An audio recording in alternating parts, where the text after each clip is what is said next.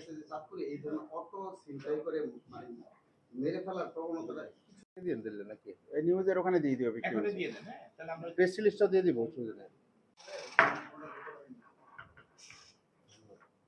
এটা দিচ্ছেন কেন? এটা ঠিক বিক্রি করে তারাও তো আলটিমেটলি এই ঘটনার সাথে এইখানে আইনের আওতায় আসবে।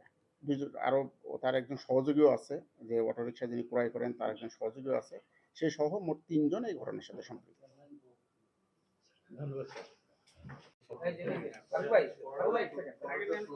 নাম্বারে কল দিলে যখন এইতে একটু খালি হাঁটা নিয়ে যাবে। অনেকভাবেই বিভিন্ন সোর্স নিয়োগ থেকে শুরু করে তথ্য কি কারণে এটা সহ যারা ঘটনার সাথে সম্পৃক্ত সব দর্শক বলছি। আর এই একটা ঘটনা ঘটলো আমাদের তো অবশ্যই পদক্ষেপ আছে। আমি আসার পরে এখানে 2টা ঘটনা ঘটেছে এরকম।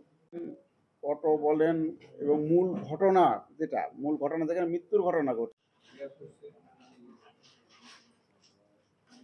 দেখি এই ঘটনা নিয়ে আজকে দেখি সকল অ্যাচিভমেন্টে পুরস্কৃত করে, এটা আমাদের জন্য ভালো।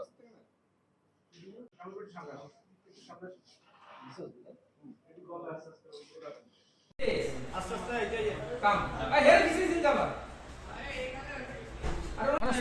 এই শরীফ ভাই পিছনে এই এদিকে তাকান, এই আপনি এই শুনুন ভাই, এদিকে তাকান, এদিকে তাকান, এদিকে তাকান। আরে এই এদিকে তাকান, কি হইছে ভাই?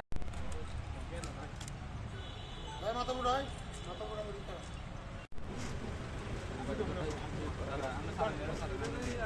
আপনাদের জন্য শেয়ার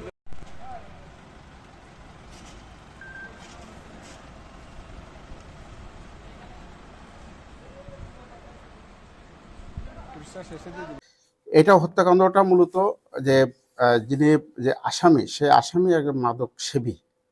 আর সে আগে ঢাকায় বা বিভিন্ন জায়গায় সে সিএনজি চালাতো। এরপরে মাদকের টাকা যোগান দিতে না পারে সে তার সিএনজি বিক্রি করে দেয়। এরপরে সে বিভিন্ন ধরনের অপরাধের সাথে সম্পৃক্ত হয়ে যায়। এই যে ভিকটিম, এই ভিকটিমও মাদকের সাথে সম্পৃক্ত থাকে। এক পর্যায়ে সে ভিকটিমের কাছ থেকে ইয়াবা কেনে, 2 পিস ইয়াবা কেনে। ইয়াবা ক্রয় করার পরে যখন টাকা দিতে না পারে তখন আসামি তার মোবাইল ফোন একটা ভিকটিমকে দেয়। এরপরে আবার ইয়াবা ক্রয়ের জন্য সে 5 তারিখ সন্ধ্যার সময় 10টার দিকে 9টা-10টার দিকে তাকে ডেকে নেয়। তখন তারা ওর আসামির বাড়ির পাশের একটা সুবিধাজনক নির্জন স্থানে সেখানে নিয়ে যায়, কথাবার্তা বলে।